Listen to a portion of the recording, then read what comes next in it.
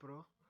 So what I was saying was the very first thing you need to do is to mark your trading range, right? So you mark your trading range by drawing your support and resistance based on if they are verified or not verified. So the verified support and resistance, we look at them on the higher time frames, like the daily. From the daily you can use the weekly or even the 4 hour, but I prefer from the daily, right? So because like it's what institution, it's the support and resistance that are used much by institutions, right? So here these are the verified support and resistance, right? We have this was a resistance, resistance here, and now turned into support, right? Into support, and this is the next resistance, right? These are the verified support and resistance, right? Then when we go to the 4 hour, we will look for support and resistance based on retailers level, right? The ones we use, right?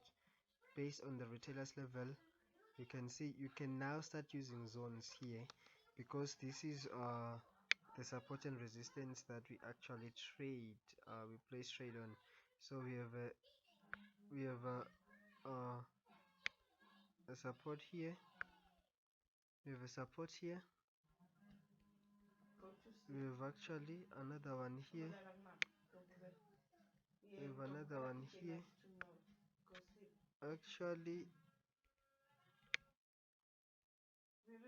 this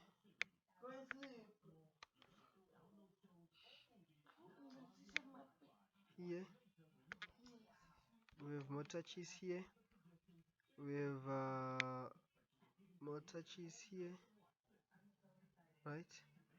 We have motor cheese here, um we have motor cheese here, yeah, right?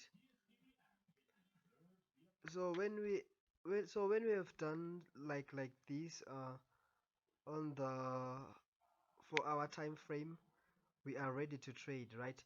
We don't go anywhere less than the 4 hour time frame.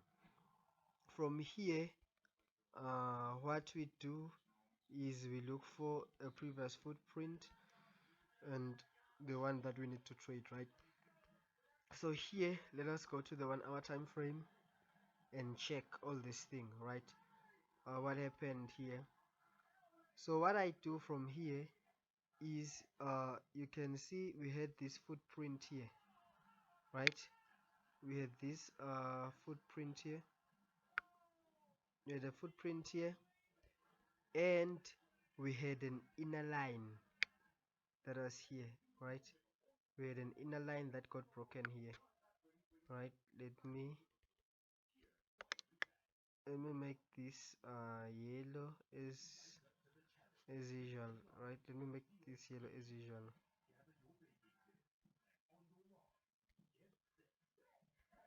This is the first layer line, and we have another layer line here, right? As the market was trading here, right? We had another layer line here. So what actually happened here, you can see that the market came to our support, right? When it came to our support, it broke above the second layer line, this layer line here. It broke above this layer line here, and once it broke above, it is when we actually looked for entries, right? It broke above the layer line, so we would look for entries actually here. As it broke above the layer line here, we would look for divergence. Remember, the first thing we do is we look for divergence to actually take the first trade, right? To take the first entry.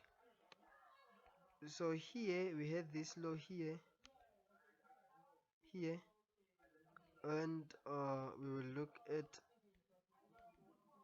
this low here, right?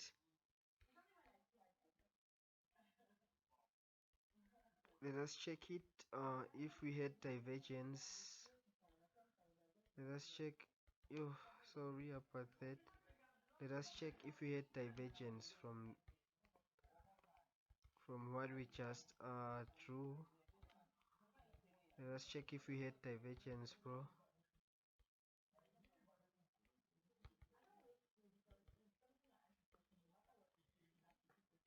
So from here, from this low to this low, you can see that we actually do have divergence here.